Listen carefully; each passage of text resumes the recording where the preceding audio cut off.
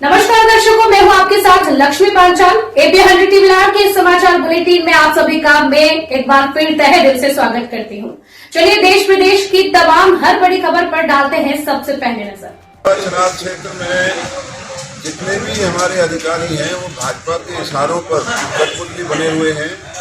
जहां प्रशासन ने दोनों जिलों में कांग्रेस और विपक्ष के नेताओं की पार्टियों के जो पोस्टर थे दीवारों पर लिखे हुए, जो नारेबाजी थी, उन सबको उन्होंने हटाने का काम किया। लेकिन आज भी फरीदाबाद और पलवल जिले के अंदर मुख्य मार्गों पर जो भाजपा के लोगों को जो नारे हैं उनके सामने उनको नहीं हटाया गया है। तो ये जो इस तरह का बर्ताव अधिकारी कर रहे हैं, हमने उनको आज चेतावनी दी है कि कानून सबके लिए बराबर होता है। जैसे उन्होंने हमारे पोस्टर हटाए हैं, ऐसे ही भाजपा के झूठे नारों वाले पोस्टर्स और दीवार पर लिखे हुए नारों को इन्हें मिटाना होगा। और अगर ये नहीं करेंगे तो हम चुनाव आयोग को शिकायत करेंगे, इन अफसरों का घेराव करेंगे। जलाल साहब, देखा गया है कि बीजेपी हर बार अपना कैंडिडेट घोषित कर देती है, बीजेपी कार्यकर्ता काम में लग जाते हैं, लेकिन आपकी कांग्रेस हमेशा लेट कर रही है। इस बार भी वही हो रहा है सर। अभी तक किसको यहाँ से नुमाइंदा बनाया जा रहा है, लोकसभा टिकट पर कौन आ रहा है, कौन नहीं आ रहा। कभी हुड्डा साहब का नाम सामने आता है, कभी आपका नाम हमेशा चर्चा में रहा है। इस पर क्या कहेंगे? देखिए, जो फरीदाबाद लोकसभा चुनाव क्षेत्र का जो इलाका है, 36 बिरादरी मन बना चुकी है कि ये जो सांसद हैं इनको अब की दफ़ा लोग धूल चटाने का काम करेंगे। जो इनकी करतूतें पिछले 10 सालों में रही उसका लोग जवाब देंगे। सवाल जहां कांग्रेस के उम्मीदवार के नाम का तय करने का है, वो नाम तय हो चुका है।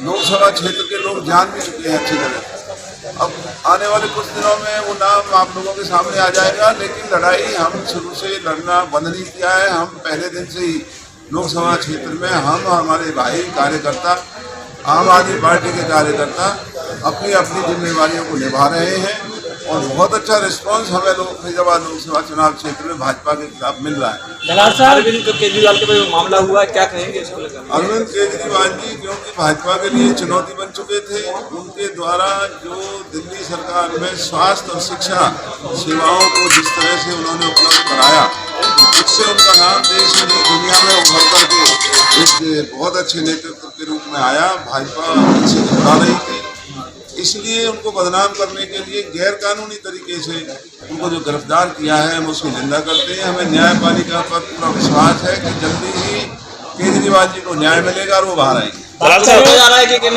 हिटलरसाइज पार्टी है, ऐसा कुछ मानने में? देखिए, ये तानाशाही का रवैया जो भाजपा ने बना रखा है, उसको माननीय सुप्रीम कोर्ट ने इलेक्टोरल बॉन्ड्स के मामले में इनको मजा चखाने का काम किया।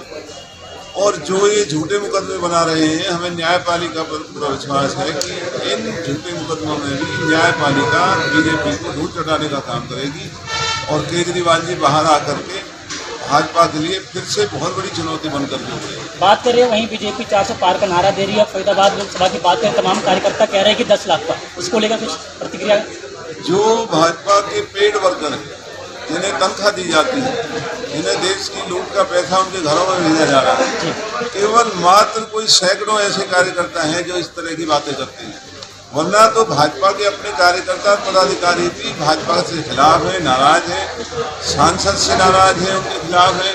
और आप देखना कि आने वाले लोकसभा के चुनाव में वो नाराज भाजपा के कार्यकर्ता और आम आदमी और कांग्रेस की और तमाम 36 बिरादरी फरीदाबाद लोकसभा चुनाव क्षेत्र के लोग इस चुनाव में कांग्रेस के नुमाइंदे को जिताने का काम करेंगे और भाजपा के नुमाइंदों को लाखों से हराने का काम करेंगे। जलाल साहब, एक मुख्य बात यह है कि जैसे कि यहाँ के सांसद कृष्णपाल गुर्जर जी की अर्थी सजाई गई और उनकी 13वीं मनाई जा रही है, लेकिन उसके बाद भी ये बिल्कुल अस्वस्थ है कि हम 10 लाख पार कर जाएंगे। इस पर क्या कहना है आपको मौना दिखा के?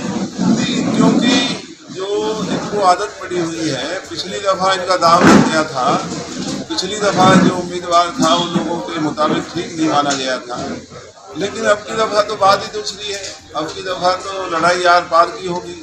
तमाम देश देखेगा कि लाखों से जीतने वाले फरीदाबाद लोकसभा चुनाव क्षेत्र से कैसे लाखों की हार में वो बदले जाते हैं।